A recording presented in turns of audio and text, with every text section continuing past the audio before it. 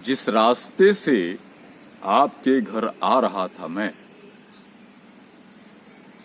जिस रास्ते से आपके घर में आ रहा था मैं, उस पर सिवाय मोड़ के कुछ भी नहीं मिला। मेरे दामन में सिर्फ कांटों से भरा है, मेरे दामन सिर्फ कांटों से भरा है। गर चुभन बर्दाश्त करो तो छू लो इसे तुम, ही नहीं आगे भी। एक जबरदस्त प्रश्न। लोकतंत्र में रामचरित की बात जो करता है,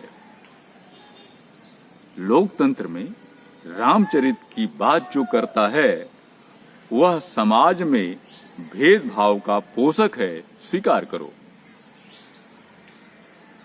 राम की भूख मिटाकर सबरी जलकर मरी, बताओ क्यों?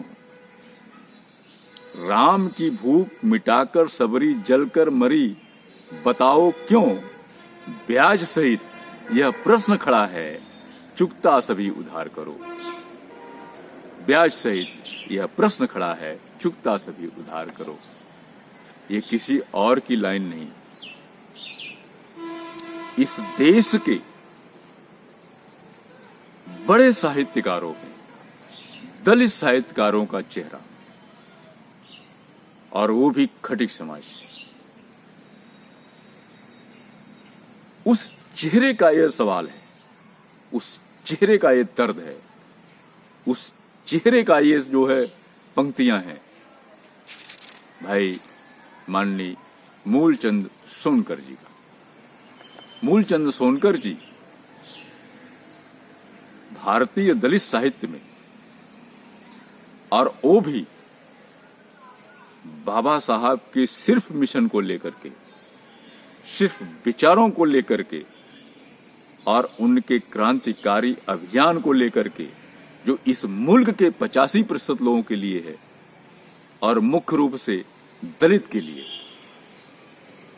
ऐसा चेहरा खटिक समाज में आपको बहुत कम ही मिलेगा।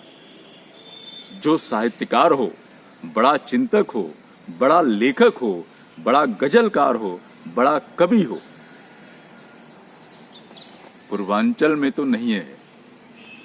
अब मेरी जहां तक अनुमान है कि पूरे भारत में इस तरह का साहित्यकार आपको खोजने से भी नहीं मिलेगा। भाई मूलचंद सोनकर जी, मूलचंद सोनकर जी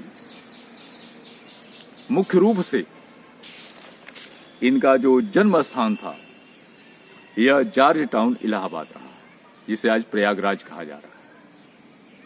5 मार्च 1946 में इनका जन्म हुआ, और ये इनकी शिक्षा इलाहाबाद विश्वविद्यालय से हुई, और ये उत्तर प्रदेश राज्य सड़क परिवहन निगम में प्रधान प्रबंधक रहे। इनकी जो वैचारिक स्थिति रही है, वो अम्बेडकरवादी चिंतक में रही है, और एक बहुत अच्छे समालोचक रहे हैं। ऐसे तो ये प्रगतिशील लेखक संघ में जुड़े रहे, उसके भी उत्तर प्रदेश के उपाध्यक्ष रहे, और प्रगतिशील लेखक संघ के लोग भी इनको काफी तवज्जो देते रहे।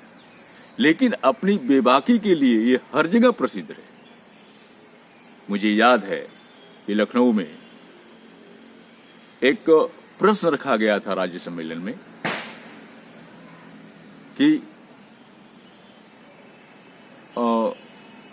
प्रेमचंद के बाद प्रगतिशील आंदोलन के बाद क्या हुआ, और जब इनका नंबर आया तो लगभग 45 मिनट तक इन्होंने कहा कि प्रगतिशील आंदोलन के पहले क्या था, और ऐसा तार्किक प्रश्न रखे कि जिसका जवाब किसी के पास नहीं था। और उस हाल में इनकी बात को इस गौर से सुना गया कि अगर पिन भी डाल दिए तो उसकी आवाज आपको सुनाई देगी। और यही नहीं, जब प्रगतिशील लेखक संघ के राष्ट्रीय अध्यक्ष माननीय नामवर सिंह ने जब आरक्षण पर सवाल किया, तो इस पर तो इन्होंने एक पूरी पुस्तक ही लिख दी। तो फिलहाल आइए मैं इनको देखता हूं कि इनका जो विचार था, जो इनकी स्थिति थी, थोड़ा सा इनका मैं बायोडाटा आपको बता दूं कि इनके पिताजी भोलानाथ जी थे, माता श्यामा देवी थी, इनके भाई थे 4, मूलचंद जी, ये खुद थे रामचंद्र, सुरेश चंद्र, रमेश चंद्र, और इनकी 3 बहनें थी, किरण, मनीषा, स्नेहलता, और इनकी बेटी जो वर्तमान में सबसे छोटी है वो प्रिया है। और इनकी शादियां तो उस तरह 2-3 हुई, और 2 बेटे और 2 बेटियां दूसरी पत्नी से, पहली पत्नी को इनसे अनबन चला नहीं हुआ, और तीसरी मालती से प्रिया है। एक बेटा जिसमें है वह रॉबर्ट्सगंज में अध्यापक हैं, और दूसरा बेटा जो है वो रोडवेज में है। बड़ी बेटी है वो आंगनबाड़ी में है। तो इस तरह ये 2006 में अवकाश प्राप्त भी हो लिए। आइए मैं इनके साहित्य की तरफ चलता हूं। साहित्य में इनकी जो प्रकाशित पुस्तकें अब तक प्राप्त हुई हैं वो हैं गालिब मेरी नजर में, एक उच्च कोटि की बहुत अच्छी पुस्तक है। गालिब पर ऐसी पुस्तक आपको देखने को नहीं मिलेगी। दूसरी है दर्द की लकीरें, और तीसरा है अब रास्ता इधर से ही है। चौथा है चिनार हरे रहेंगे, गजल संग्रह है ये सब। कहीं कुछ दरक रहा है, एक कविता संग्रह है। दलित विमर्श विकल्प का साहित्य, यह गद्य साहित्य है। दलित विमर्श और डॉक्टर अंबेडकर, यह भी गद्य साहित्य है। एक प्रासंगिक हस्तक्षेप, यह लेख संग्रह है इनका। संतप्त साय सानेट संग्रह है। भारत में आपको बता दें कि सानेट संग्रह, सानेट जो इनके लिखे हुए हैं वो उच्च कोटि के सानेट बहुत कम भारत में लिखे गए हैं, लेकिन आप इनके सानेट को पढ़ेंगे तो आपको लगेगा कि इस तरह का लेखक भारत में भी है, क्योंकि यह जापानी विधा है। आइए, नजीर बनारसी की शायरी। अगली पुस्तक है नामवर सिंह का आरक्षण विरोध और प्रगतिशील लेखक संघ का 75वां साल, ये पुस्तक है। 11वां पुस्तक है मान्यवर कांसीराम की प्रथम जापान यात्रा, घोषणा और टोक्यो प्रस्ताव, यह अनुवाद किए हैं इन्होंने। अगली पुस्तक है हिंदू धर्म का त्याग ही मुक्ति का एकमात्र रास्ता है, ये डॉक्टर अंबेडकर के भाषण का अनुवाद है। और अगली पुस्तक है भारतीय राष्ट्र, गांधी और अंबेडकर। 14वीं पुस्तक है उपन्यासों में मुस्लिम समाज की आईनादारी, यह अभी प्रकाशित नहीं हुई है, प्रकाशित जल्द ही हो जाएगी। और 15वां पुस्तक है गालिब मेरी नजर से। तो यह गालिब पर पुस्तक है, और इस तरह इनके जो लेख प्रकाशित हुए हैं तमाम इस देश के सम्मानित पत्रिकाओं में, उसका मैं नाम थोड़ा बता दे रहा हूं लेखों का। आजाद औरत कितनी आजाद, यह शैलेंद्र सागर जी के प्रकाशन में शाम दिल्ली से प्रकाशित हुआ।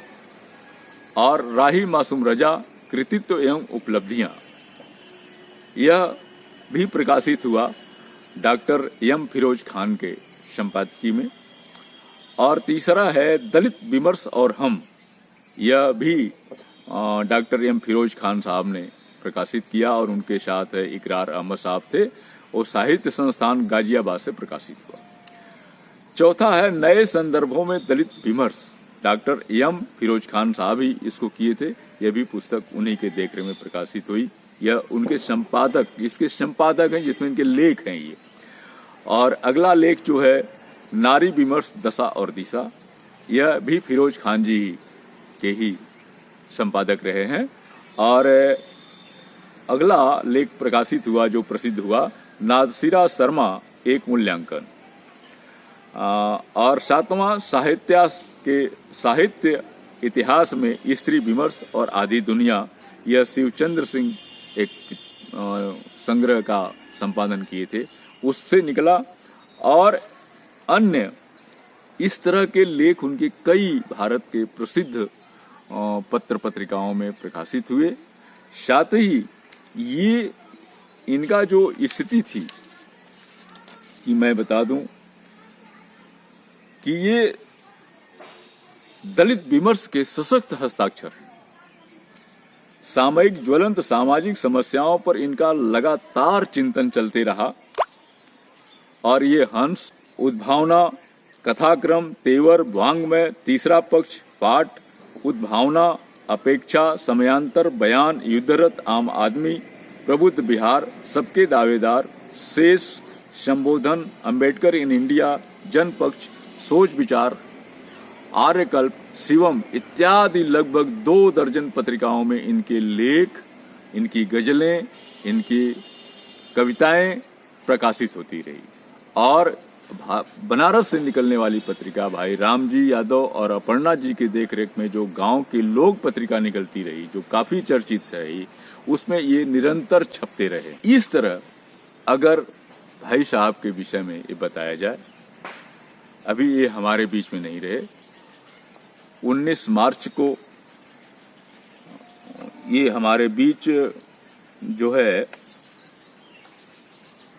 2019 में हमारे बीच नहीं रहे और इनका रहना आवश्यक था। इनको ब्रेन ट्यूमर हो गया था, जिसमें ऑपरेशन के दौरान बाद में ये 1 महीना झेले, उसके बाद ये हमारे बीच नहीं रहे। ऐसे लेखक के विषय में मेरा आग्रह है हमारे स्वजातीय समाज के लोगों से कि इनकी पुस्तकें पढ़ें, मंगा करके पढ़ें और इसके लिए जरूरत होगा तो मैं संपर्क के लिए आपको पता भी दे दूंगा। भाई रामजी यादव, अपर्णा जी, वाराणसी के अगोरा प्रकाशन से इनकी बहुत सारी पुस्तकें निकली है। आप वहां से आप मंगा सकते हैं, इनसे संपर्क कर सकते हैं। मैं अपने उसमें इनका पता भी दे दूंगा और फोन नंबर भी दे दूंगा।